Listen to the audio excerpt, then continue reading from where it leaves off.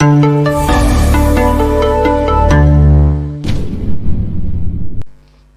குருப்பியோ நமஹ. நான் ஆஸ்ட்ரோ முத்து ரமா பாலாஜி, ஸ்ரீ முத்துக்காளி ஜோதிடம், கோவையிலிருந்து. இப்போ நம்ம பார்க்க இருக்கிறது இந்த 2025 மே மாதம் 14ஆம் தேதி நடக்க இருக்கக்கூடிய குரு பெயர்ச்சிக்கான ராசி பலன்கள். கும்ப ராசி கும்ப லக்னக்காரர்களுக்கு பார்க்க போகிறோம். அதாவது 7.5 சனி காலம் அதுவாக இருந்தால் கூட இப்போ உங்களுக்கு பாதசனின்னு சொல்லக்கூடிய இந்த கடைசி 2.5 வருடங்கள் அது நடக்கிறது. ஆனாலும் 7.5 சனி காலத்துலேயும் கொஞ்சம் ஜாலியாக இருக்க போகிறது கும்பராசிக்காரர்கள் அப்படின்னே நம்ம சொல்லலாம். ஏன்னு கேட்டால் குரு 5ஆம் இடத்துல உட்கார்ந்துருக்கார்.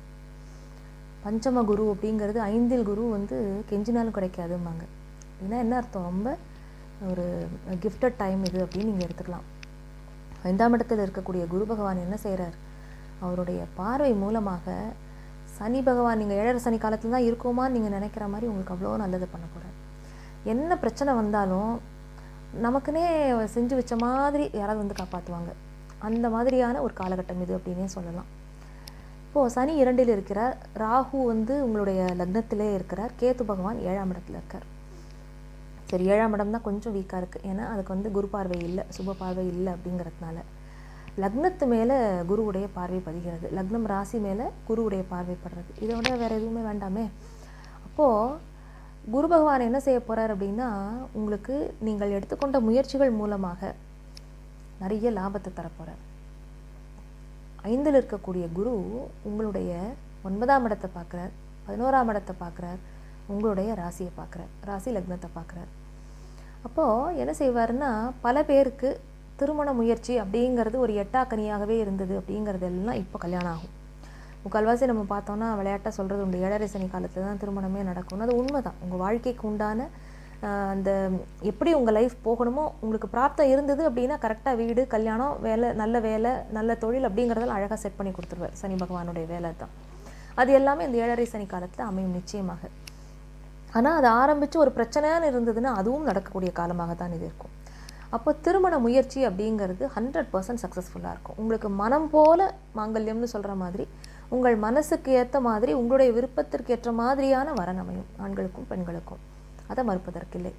பல பேருக்கு அந்த முதல் திருமணத்தின் மூலமாக சந்தோஷம் இல்லை, நாங்கள் மறு திருமணத்திற்கு முயற்சி பண்ணுறோம், ஏதாவது லீகல் ஃபார்மாலிட்டிஸில் இருந்தது, டிவோர்ஸ் எல்லாம் முடிஞ்சுட்டு இப்போ நாங்கள் அடுத்த இதுக்கு பார்க்கணும் அப்படின்னா இது ரொம்ப அருமையான ஒரு காலகட்டம். ஏன்னா 5இல் இருக்கக்கூடிய குரு என்ன செய்ய போகிறார் அப்படின்னா 9ஆம் இடத்தை பார்ப்பார். அப்போ அந்த மறுமணம் 9-11 பார்க்கும்போது மறுமணம் அப்படிங்கிற அந்த முயற்சிகள் பலிதமாகும். நம்ம மனசுக்கு அது மூலமாக சந்தோஷம் கிடைக்கும். உங்களுடைய ராசி லக்னத்தையும் அவர் பார்க்குறார், திருப்திஸ்தானத்தை பார்க்குறார். அதனால் இது நாள் வரையில் தொழில் முயற்சிகளில் எனக்கு எந்த விதமான பலனுமே இல்லை அப்படின்னா இப்போ தொழில் மூலமாக நல்ல தனம் கிடைக்கும், நல்ல பெரும் தனம் கிடைக்கும் உங்களுக்கு. அதனால் ரொம்ப மனசு சந்தோஷமாக இருக்கும். உங்களுக்கு மனமும் உடலும் நல்ல தெளிவு பெறும் அப்படின்னே சொல்லலாம். ஆரோக்கியத்தில் இருந்த தொந்தரவுகள் எல்லாமே இப்போது நல்ல சரியாகி உடம்பு சுகம் நல்லாயிருக்கும். அப்போது மனசும் உடம்பு தெளிவாச்சுனாலே நம்ம ஆளே ஒரு புது கலகலப்பாக புது ஆளாக நீங்கள் மாறுவீங்க. சனி பகவான் கும்பராசிக்குள்ளேருந்து உங்களை பல விதத்துலேயும் அழுத்தி நிறைய இதில் முட்டுக்கட்டை போட்டார். நிறைய பேருக்கு அப்பாயின்மெண்ட் ஆர்டர் கையில் வந்திருக்காது, வேலை கிடச்சிடுத்துங்கிற மாதிரி ஓரலாக இருக்குமே, வெர்பலாக இருக்குமே ஒழிய அது ஆர்டர் கையில் வந்திருக்காது. அதெல்லாம் இப்போ வரும். அதே நேரத்தில் ஒரு சொத்துக்காக நாங்கள் ஒரு வீடு கட்டுற முயற்சி பண்ணி அது அப்படியே கிணத்துல போட்ட கல்லாக இருக்குது, அது நல்லபடியாக நடக்குமா அப்படின்னா அதெல்லாம் மலமலன்னு விருத்தியாகும். ஸோ என்ன முயற்சிக்காக நம்ம அடுத்த ஒரு இது எதிர்பார்த்துன்னு இருக்கோமோ, ஒரு முயற்சி செய்து அடுத்த லெவலுக்கு எப்படி போகும்னு எதிர்பார்க்குறோமோ அது எல்லாமே நல்லபடியாக நடக்கும். அதே நேரத்தில் குரு பகவான் அதிசாரமாக அவர் உங்களுடைய ராசி லக்னத்திற்கு 6ஆம் இடத்துல போய் உட்காரும்போது அங்கிருந்து அவருடைய பார்வை பலன் மூலமாகவே பல நல்லதை பண்ணுவார். 6ஆம் இடத்தில் அமர்ந்து கொண்டிருக்கக்கூடிய குரு என்ன செய்வார்னா உங்களுடைய 10ஆம் இடத்தை பார்ப்பார், தொழில் ஸ்தானத்தை. 10-12-2 அப்படின்னு பார்க்கும்போது ஒரு சுப விரயத்தை பண்ணி உங்களுக்கு ஒரு சொத்து சேர்க்கையை கொடுப்பார். இல்லைனா ஒரு சுப விரயத்தை பண்ணி உங்களுடைய தொழிலுக்காக ஒரு நல்லதொரு விரயமாக்கி அதன் மூலமாக உங்களுக்கு தன வருவாயை பெருக்குவார்.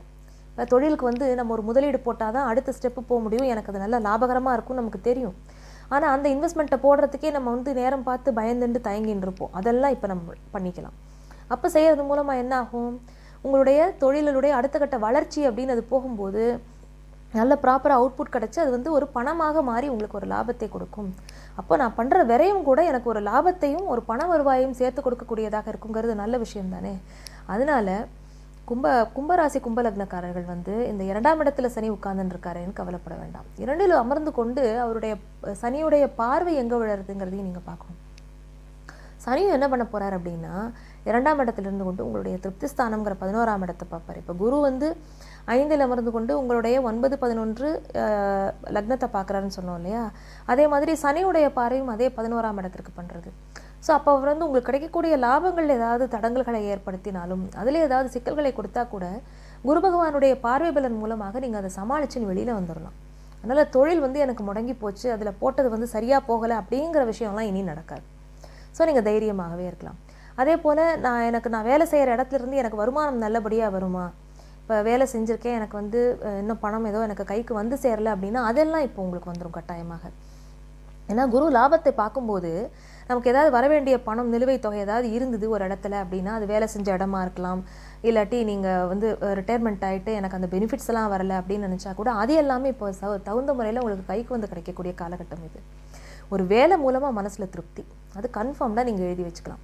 நீங்கள் உங்களுடைய உழைப்பை போட்டிங்க அப்படின்னா அதன் மூலமாக நல்ல திருப்தி கிடைக்கும். அதே நேரத்தில் அது பணமாகவும் மாறும். அப்போது தனமும் உண்டு, மன திருப்தியும் உண்டு அப்படிங்கிறத கன்ஃபார்ம்டாக எடுத்துக்கலாம். அதனால் கும்பராசிக்காரர்கள் வந்து இந்த 7ரை சனி காலத்தில் நம்ம இருக்கோமேங்கிற அந்த பயம் உங்களுக்கு கடுகளவும் வேண்டாம். ஏன்னா நிச்சயமாக நீங்கள் அதை வந்து சமாளிச்சுன்னு போக முடியும். ஆனால் என்னென்னா ரொம்ப பிரம்மாண்டமாக அந்த லக்னத்தில் இருக்கக்கூடிய ராகு என்ன பண்ணுவார் அப்படின்னா தடாலடியாக ஒரு பெரிய பெரிய விஷயத்துக்கெல்லாம் உங்களை மூக்க நுழைக்க வைப்பார். அதில் மட்டும் நீங்கள் கொஞ்சம் கவனமாக இருக்கணும். ஏன்னா நீங்கள் எதிர்பார்க்குற அளவு அங்கே ஆப்போசிட்லேருந்து உங்களுக்கு அந்த ஒத்துழைப்பு உடனே கிடச்சிடாது. ஏன்னா இப்போ குருவும் 5ஆம் இடத்துல இருக்கார். அடுத்தவர் 6ஆம் இடத்திற்கு போகும்போது என்ன ஆகும்னா கூட இருக்கிறவங்களுடைய ஒத்துழைப்போ அந்த ஒரு ஒரு குழுவாக நம்ம சேர்ந்து செய்யக்கூடிய வேலை அப்படிங்கும்போது அது அவ்வளோ பெருசாக பலன் கொடுக்காது. அதில் நீங்கள் கொஞ்சம் கவனமாக இருக்கணும். அதே நேரத்தில் 7ல் இருக்கக்கூடிய கேது என்ன செய்வார் அப்படின்னா களத்திரம், நம்மளுடைய பார்ட்னர்ஷிப்பு, நம்மளுடைய ஃப்ரெண்ட்ஸ் அப்படிங்கிற வகையில் சில மனக்குறையை கொடுப்பார். அதில் சந்தேகமே கிடையாது. லக்னத்திற்கு வேணால் குருவுடைய நீங்கள் வேணால் நல்ல விதமான எண்ணங்களோட நீங்கள் வந்து அதை ஓகேன்னு எடுத்துன்னு போவீங்க. ஆனால் உங்களுடைய ஆப்பனண்ட் அதே மனநிலையில் இருக்க மாட்டாங்க. அதனால் அதில் கொஞ்சம் எச்சரிக்கையாக இருக்கணும். பிறரை நம்பி பெரிய முதலீடுங்கிறத இப்போ பண்ணாதீங்க. ஏன்னா அடுத்தவங்களுக்காக நீங்கள் நல்லதாகவே நினச்சி செஞ்சால் கூட உங்களுக்கு அதனால் ஒரு பிரயோஜனமும் இருக்காது. ஸோ குரு பகவான் உங்களுக்கு கொடுக்கக்கூடிய லாபங்களோ அந்த நல்ல விஷயங்களையோ நீங்கள் அழகாக உங்களுக்கு வச்சு அனுபவிச்சுக்கோங்க. நீங்கள் கரெக்டாக அதில் இருந்துக்கோங்க. ஸோ அடுத்தவங்களுக்காக நீங்கள் ஏதாவது செய்ய போகிறது அப்படிங்கிற விஷயங்கள் இப்போ வேண்டாம். ஏன்னா 7ல் இருக்கக்கூடிய கேத்து வந்து அதை தான் செய்வார். பிறர்னால நமக்கு வந்து ஒரு நம்மளோட எதிர்பார்ப்பு பெருசாக இருக்கும், ஆனால் ஆப்பனண்ட் அப்படி இருக்க மாட்டாங்கங்கிறது தான் ஒன்லைன் இதில். அதனால் கும்பராசிக்காரர்கள் வந்து இந்த விஷயத்தில் மட்டும் கவனமாக இருந்தால் போதும். மற்றபடி ஆரோக்கியம் நல்லா இருக்கும், வேலை நல்லா இருக்கும். சனி பகவானால் உங்களுக்கு பெரிய தொந்தரவுகள்ன்றது நீங்கள் எதுவும் பார்க்க மாட்டீங்க.